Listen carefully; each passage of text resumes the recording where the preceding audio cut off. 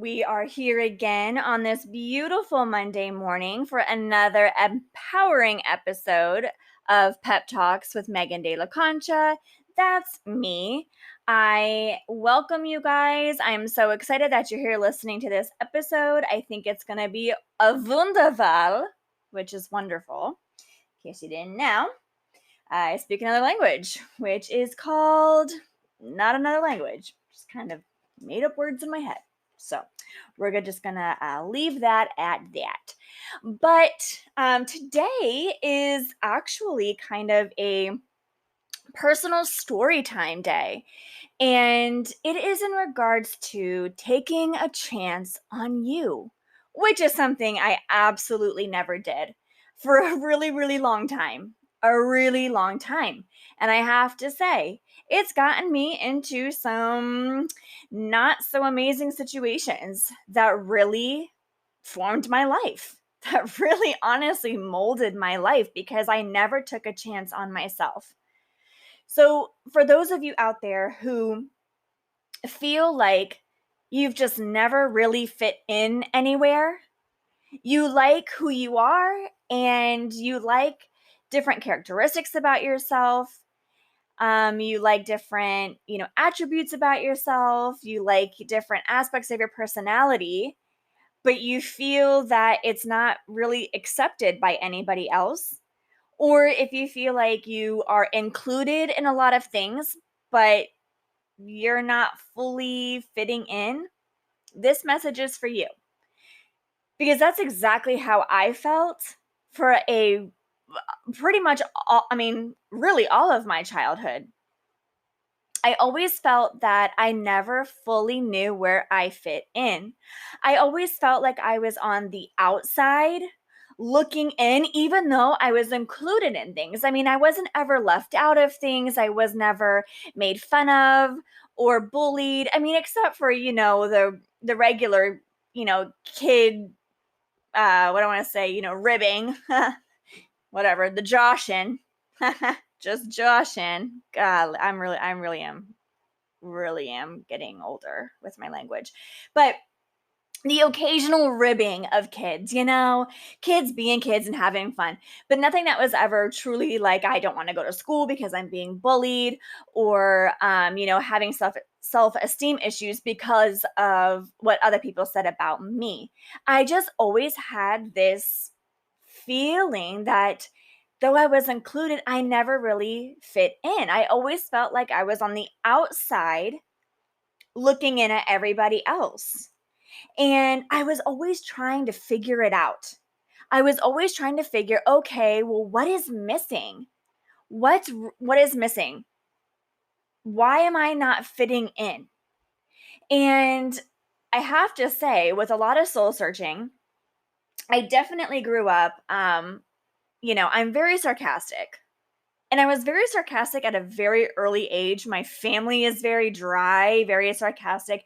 And sometimes we say very inappropriate things, not with the intention of our heart, but like in a joking manner. We love to make people laugh. I mean, we do. Like, that is something that brings me life, brings me energy. I love making people laugh. But sometimes I might say inappropriate things at the wrong time, and it's not always accepted or well received. For instance, just an example, when I was younger, I was raised in a Christian home, and we went to the same church that I was, a part of the private school. So we were very well acquainted with the congregation and the people. And I went to school from pre-K to 8th grade with literally the same 10 people in my class. But of course, aside from the Sunday sermons, we would always have, you go to Wednesday night church or Friday night youth group or something like that to that effect. And when I was younger, and I can't even remember how old I was, but I was like, I want to say like 8. We'll go with 8. It was about that young. There was a special course that was taught by the pastor's wife, and she was very proper and very poised, and just, was full of grace and almost like a princess, like the Queen of England. And as a matter of fact, I want to say, I think she was from England. So she had this beautiful, smooth, angelic accent. And she had a course for us young females called GEMS, GEM, as in Megan, S. And it stood for Gracious Every Moment. Y'all, I got kicked out of that class. I got kicked out of an all-female class that taught grace. And it was kind of like cotillion. If anyone out there who's listening or watching went to cotillion, they learned the manners and etiquette and all that stuff. It was an etiquette class. I got kicked out of it for burping too much. And I don't even think I was saying like raunchy jokes, but I think I was just saying, maybe crude jokes and making other kids laugh when we were supposed to be paying attention. And, I had this champagne blonde hair, and you couldn't get me out of the pool. So it had kind of turned like that green, that brassy green that I had to use special shampoo to get it out. And it was cut really short. And I was probably dirty because I just loved being in the woods. I loved creating. I liked being outside. I always had food on my face. Even to this day, my husband laughs at me because I cannot have a meal without dropping something on my shirt or having something on my face. I bit my nails. I just was not a gracious person at all. So I think maybe that's might have been one of my first traumatic experiences. But no, for real, you guys. This pastor's wife kicked an 8-year-old out. Like, what is going on? And I remember just being like, well, it's just because I just don't fit in. Like, I'm just being myself. And look where it's gotten me. It's not accepted. It's just not accepted. And I don't want to say to make things worse, but my best friend was polar opposite of me. And she was this beautiful Colombian girl, and she had this amazing, long, thick, shiny hair, and her skin was tan and smooth, and she had the perfect nose. And that was another thing I've always been, well, not now, I absolutely love it, but I used to be really self-conscious about my nose. It's like a little bulb on the end, but it's really cute now. But growing up, when you're going into your features, not so cute. So, and I can definitely admit that with confidence. But she had, she had boobs. She was tall. I realized I just said boobs in a really weird way, like childish. She had boobs, everybody. She has breastises.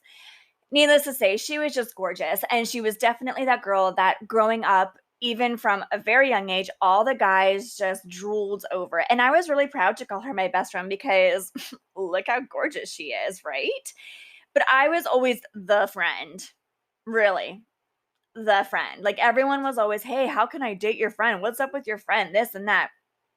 It just wasn't in the cards for me when I was younger. I'm telling you. But because of that, I was really hiding myself.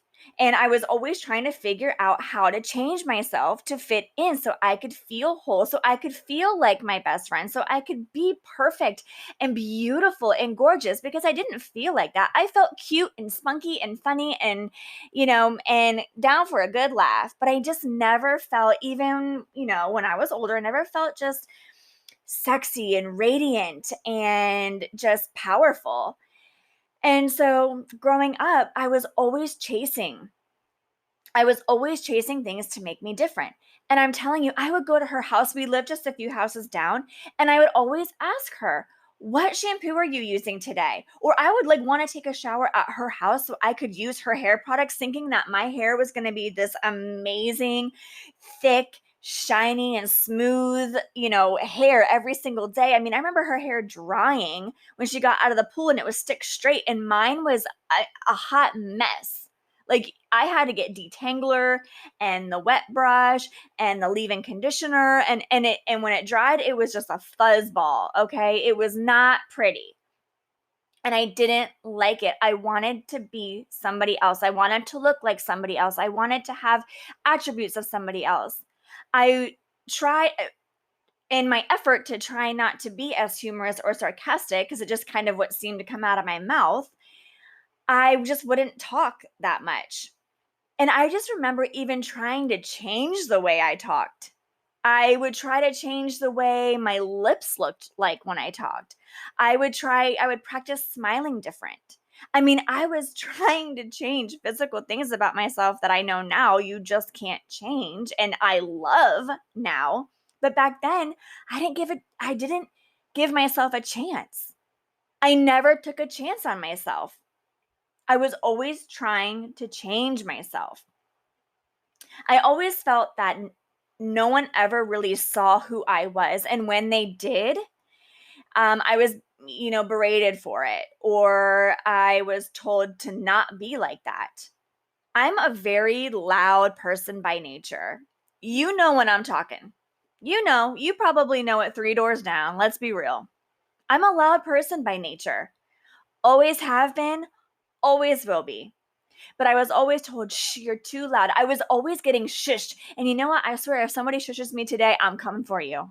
No, I'm just playing. But I was always being shushed. Megan, you're being loud. Megan, you're too loud.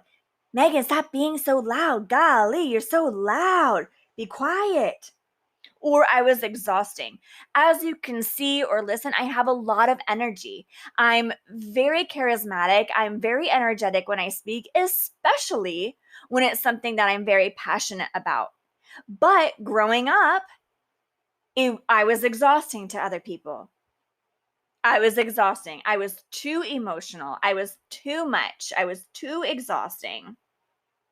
So I was always trying to do everything other than me. I was always dimming my light and trying to shine. I was trying to squeeze into the spotlight of somebody else trying to get their light to shine on me. And it became exhausting and it became painful. And believe it or not, it started to take shape in many different ways. It started to rewire the way I thought about myself, truly the way I thought about myself. It started to rewire the way I talked about myself. It started to rewire my behavior in friendships. It started to rewire my behavior in relationships. It made me very insecure. It made me have low self-esteem. It made me become very needy, especially in intimate or romantic relationships, boyfriend, girlfriend. It made me change my colors. It made me change my stripes. It made me change friendships. I was only working on a surface level. I had very shallow thoughts about myself, which made me have very shallow relationships or very surface level relationships. I couldn't understand why I didn't have like a solid group of friends because I was unable to cultivate meaningful relationships with them because hell, I had no idea who I was getting into a relationship with, and neither did they because I didn't know who I was. Every time I met somebody new, I felt like I was representing something else. Even with the fake stuff, even with the things I was trying to be, I couldn't even stick with that. I was jumping from one thing to another, to another, to another, hoping that something would stick, hoping I would find my niche, hoping I would just find, this is it. This is my aha moment. This is me. Instead of realizing the whole time I had me. And it would pop out here and there. And I would see when people caught little glimpses of me, they changed. Their reaction to me would change, especially when I was older and the sarcasm was more appreciated. And I still didn't realize that it was those little glimmers of Megan that people loved, that people were attracted to, that people wanted more of. I felt like, ooh, I did something. I did something. What did I do? So I can recreate it because I did something. I felt the energy, but I didn't realize it was what I did was me. What I did was for a teeny, tiny, tiny, tiny little moment in time, I let all my guard down. I let all my walls come down, and I was just me. Even if it was just a little tiny moment in time, but people caught that. But I mistakenly took that as they were attracted to what it was I was trying, or who I was trying to be. I mean, you guys, I remember trying to even just switch my wardrobe. So, like I'm going to wear gray, black, and white. When I am a fuchsia, hot pink, blue, neon type of girl. Okay. I'm not a roses type of girl. I'm a sunflower girl. And there's a reason for that. Sunflower, big, bright, bold, all up in your face, got a big center, got lots of leaves. That's what I am. But I was trying to be the rose type of girl, or the tulip, or the pretty lavender, or the baby's breath. No, that I can't. I'm not. But I was trying to change everything in the physical form, like the shampoo that I used, hoping I would get somebody else's hair, the clothes that I was wearing, hoping that for some reason, I don't know, maybe a black shirt would make me sprout boobs or something. I have no idea. Or just make me look cooler. I don't know. I was neglecting myself for so long. I never took a chance on myself because I just wanted to be accepted so bad. Now, the ironic part is I never traded in my morals or values. Yes, I was raised in a private school from pre-K to 8th grade, and then I went to a public school. And you would think a girl in a Christian school who I grew up with the same 10 people, and those 10 people did not go to public high school with me. I think 2 of them did, one of them being my best friend, or my former best friend. So you would think that I would just have gone crazy off the rails, right? Drinking, partying, smoking, being promiscuous, being scandalous. I wasn't. I think I was too afraid of my parents to do that stuff. But I know the one thing about me, and I know that to this day, no matter what I tried to change them out of my laugh, because people would say I had a dolphin laugh. They would make fun of my laugh. It was a loud dolphin weird laugh. I was weird. I was everything in the book, everything that I absolutely love now about myself and I embrace completely, like 100%, would never change anything about myself. All of those things I once tried to delete from my life. I tried to change my laugh, like, oh, governor, oh, you really are the living end. No, no, I try, that wasn't me. I tried to that extent. That's what it felt like. But that was not me. So even though I was trying to change all the physical form about me, the colors that I wore, the colors that represented me or didn't represent me, my laugh, my hair, my makeup, all of this stuff, deep within my core values and my core morals and what I lived by never wavered. I always knew what was right and what was wrong. I never gave in to peer pressure.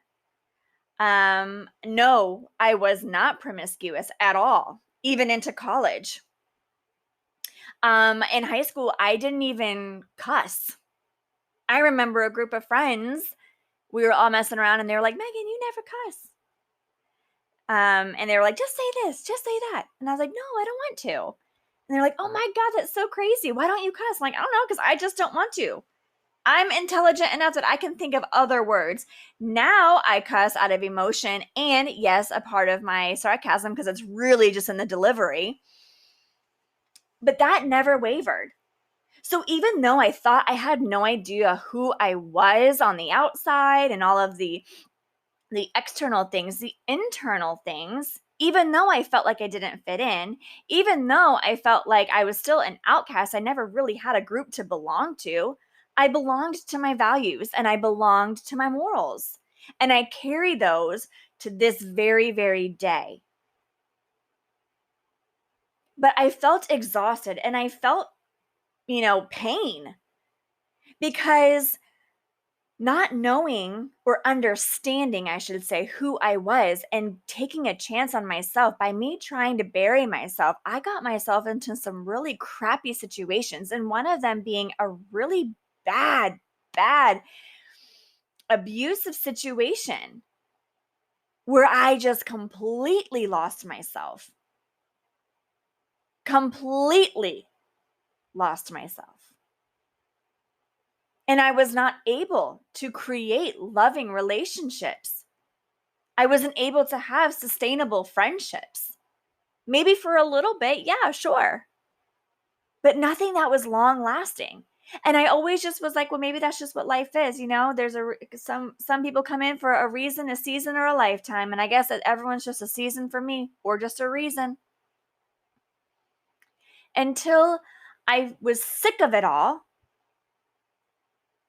tired and sick of being tired and sick and tired, so tired of the doubt. And as much as you try to push your spirit down, you're never going to keep it down. You can push it down for years, but it was always cracking. It was always shining through little by little by little by little until finally it just broke through and I cracked and I gave into my spirit and I said, okay, God, God, what? And I just started taking chances on myself. And I started to just fully become and fully envelop and fully embrace who it was that I was always inside and I was meant to be. And yeah, some people were like, you're weird. I don't get you. We're not cool. Okay, you don't vibe with me. Don't care. Bye. Because I vibe with myself. First and foremost, me and God were like, hey, what's up? Give me the dap. And I love who I am. The more I took a chance on myself, the more I grew, the more I became comfortable. And guess what? The people that I had in my life who were fake relationships, fake friendships, boom, something presented itself that either tore us apart or they just weeded themselves right out of my life. And they could say to this day that the girl I know, the Megan I know, is not this, not that, not this, not that. And that's okay. I was always this and that and this and that. I just acted like I wasn't because I didn't take a chance on myself. I wasn't confident enough to take a chance on myself. But now that I am, this is the me. This is the real me. And honestly, you can't handle that. And if you can't, there's the door. I do wish you well. I really do. But this is me and I'm not moving. This is me laughing my dolphin laugh. This is me saying an inappropriate joke. This is me bobbing and weaving my head and this and that and whatever you want to say. I don't care. I am not perfect, but I am perfectly me. And I will take a chance on myself. I will bet on myself any day of the week. Any freaking day of the week. Yep, put the chips on me. I got this. Because I took a chance on myself. I said to God, I can't do this anymore. Who am I? And God said, woman, look at yourself. That's who you are. Who you are in your bedroom, who you are in the shower, who you are with your closest, with your family. That's you. So don't be looking to me, asking me who you are. You already know. But what are you going to do with that? Are you going to continue to hide it for who? Other people who really don't give a damn about you? Or are you going to take a chance on yourself and become fully who you were meant to be so that you can create this space to have these relationships in your life, to attract the husband that you have now? I have Irving De La Concha waiting here for you. He's always been here. From the minute you were born, the minute I created you and the minute I created him, he was for you. But I'm not going to give him to you being like that because that's not even what he likes. So when are you going to start being you? The kids that I'm going to give you, that I bless you with, they got to have the real you. They got to know that their mom is taking a chance on themselves. So who are you going to be? You or somebody else? Someone else living a fake life with fake relationships and fake friendships? Or a real, authentic person with love and joy and happiness in their life, who takes care of themselves and others? Someone who's going to have a real relationship with themselves and with me, God, and with their husband. I never, ever, ever would have been able to attract the man that I have in my life that I get to call my husband. I never would have been able to have him, to bring him into my life and have a relationship with him had I stayed who I was, had I not taken a chance on myself. I kept having the same relationship over and over again, same song and dance, different form, because of who I was trying to mold myself to be. And the minute I took a chance on myself and believed in myself and accepted myself and loved myself was the minute I got true friendships in my life, and I have a true loving relationship in my life with my husband and with my kids. And I go out and I wake up every day being 100% me. And I'm not perfect. I make mistakes, but I own it and I'm me. And you can bet you know what's in my heart. I've had so many people that I've met in the past 5, 6, 7 years who have said, Megan, you are one of the realest people I know. You are so genuine from day one. And I said, yes, ma'am. Yes, ma'am. Because I'm not about being fake anymore. I had to learn from that. I had to grow from that. And the people who knew me in my past and who don't know this real Megan today, they might think this Megan is fake, but it's not. The Megan that you knew, that was fake, because guess what? You still out there being fake your own self. You are still out there molding into other people's perceptions of you, trying to figure out who the hell you are, and you're a grown woman. The Megan you get and you see today is 100 and will always be 100. And I will make mistakes and I will say things that I don't mean. And I will do something that I was like, dang, shouldn't have freaking done that. But that's okay. That's real. And I will own it and I will ask forgiveness where I need to ask for forgiveness. And I will grow from it and I will learn from that. But you will know that the intentions of my heart are good and pure because I took a chance on me. People can trust me in relationships and I can trust them because I'm going to show up as my true self in my bright green neon colored sweatshirt with my hair looking a mess, with me laughing, with me joking. I'm going to show up 100%. And that establishes trust and honesty and loyalty. And that establishes and cultivates and grows relationships that matter. And that's what makes our life. Take a chance on you. Stop trying to chase. Stop trying to use the different shampoo and the different conditioner. Your hair is not going to change. It's amazing as it is. Wear what you want to wear. Laugh how you want to laugh. Say the jokes. Because the people that don't accept you are the people that are not supposed to be in your life in the first place. So stop trying to make them fit into your life. You fit into your own life. Take a chance on you. And your life will become your own, and your happiness will become your own, and your peace will become your own, and your joy will become your own. Stop trying to feed into the fakeness and just be real and just be you. Hope you all have an empowering week. I'll catch you next Monday.